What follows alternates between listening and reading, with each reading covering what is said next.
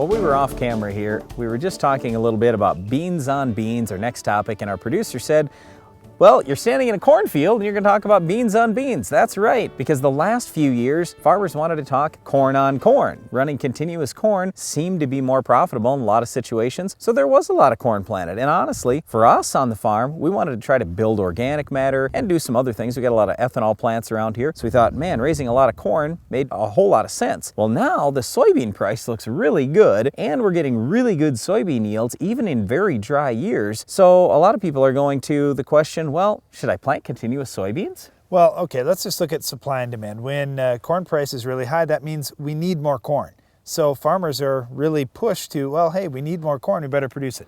Now we got a high bean price and a low corn price, and a lot of farmers that could go either way are saying, well, man, maybe we really don't need so much corn, but we do need some beans, so I'm gonna raise a little bit more. You just never know how these things are gonna turn out. Maybe by next harvest, those things could be completely flipped around. So if you're looking at the soybean price today saying, wow, it's a great soybean price, lock some in. There's no guarantee that price is going to stay high because soybeans are being raised around the world. Right now, there are crops growing in South America, for example, that are going to be harvested before we even plant our crops. So if they harvest a great crop, all of a sudden that soybean price may tank, and you may completely change your mind by next spring. Yeah, but here's the whole thing. I mean, we don't really care what happens to the markets when it comes to, let's just raise a great crop. We want good prices. Yeah, but don't get me wrong. I realize we've got to know what the marketing is. We have to do a good job with marketing. Yes, but we can't control that.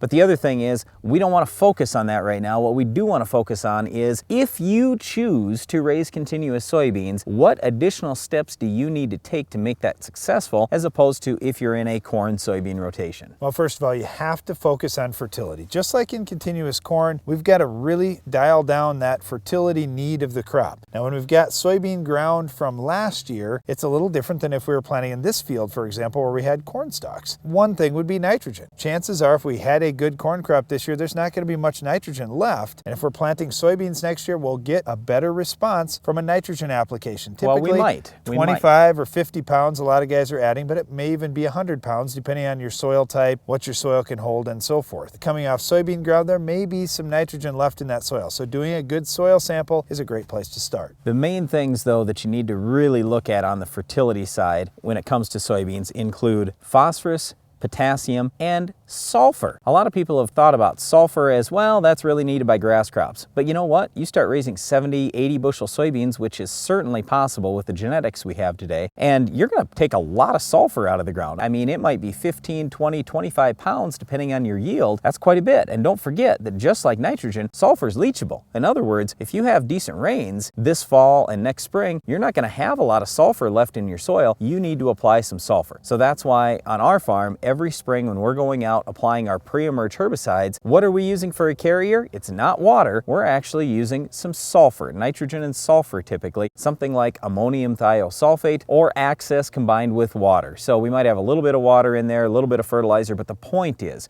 we're putting some sulfur out together with our herbicides since we're out there spraying anyway, and then it's right around planting time, so we don't have as much risk for loss as if we were to apply that leachable sulfur in the fall. Well, fertilizer is probably the biggest thing with crop production, and especially with soybeans. That's the #1 yield limiting factor for most farms across the country. Yeah, but how many people actually apply P and K and sulfur to their soybeans? Well, okay, I would say this. There are more people that are applying than are applying the right rates. And this is something where you need to know what your crop is going to remove from that ground. When we're thinking about raising 60, 70, 80 bushel soybeans, it's not like raising 30 bushel beans. We're taking a lot more nutrition out of the ground. That's where something like our Ag PhD fertilizer removal app comes in pretty handy. You can type in what your yield goals are or what you raised last year, and you can see what you pulled out of the ground last year. And you can just go back and figure, well, I added this much, but I took out this much. I really need to build things back up if I'm going to have a successful crop. Now, when we start talking about all this, and you're a farmer and you look at this fertilizer removal app and you say, oh my goodness, soybeans actually do remove a lot of potassium, a fair amount of phosphorus, some sulfur, micronutrients, all these things. I might invest $150 an acre in fertilizer. That's right, you might. On our farm, we have a couple fields where we're going to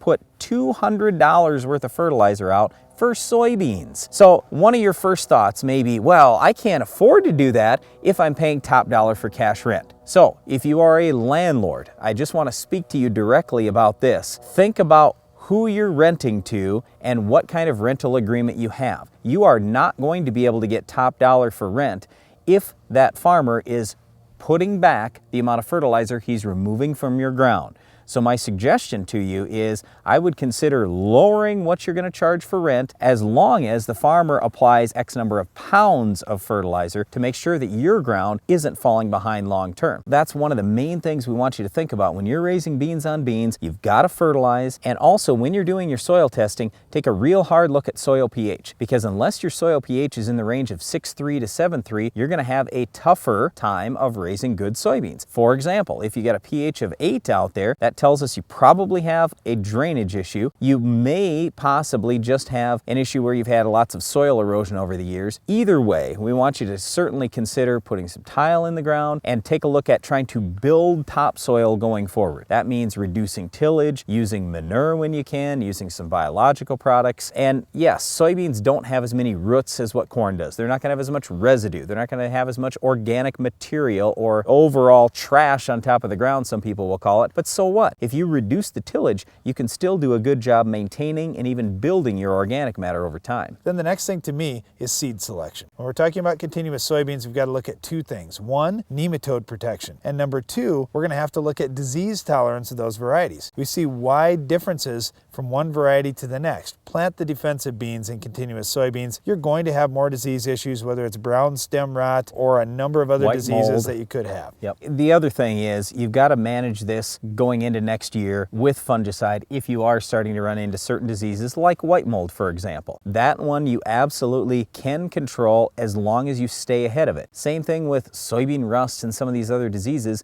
that are obviously going to be present in soybeans, not in corn. Just make sure you're spraying your fungicide before you actually have a complete disaster on your hands. Once you've seen disease all over your plants, you might be able to stop it from that point, but you've already lost so much of your yield. And don't forget about having a good seed treatment in the soil. That's going to help you with that disease too. You don't break the cycle for diseases and insects, so you're much more likely to have disease and insect problems. That's why a good seed treatment and monitoring your fields throughout the season become more important. And of course, weed control is going to be real critical, especially as we have more Roundup resistant weeds out there. We've definitely got to start with a good pre-emerge program like our 3 pre-emerge herbicide strategy that we're talking about all the time. We're using 3 different sites of action at the pre-emerge timing to stop those weeds before they even come up. Well, once again, you absolutely can be successful raising continuous soybeans on your farm. We've done it on some of our fields over the years, and you may consider it depending on how prices look next spring. Well, hopefully our Weed of the Week isn't going to be a problem, but if it is, we'll tell you how to stop it coming up later in the show.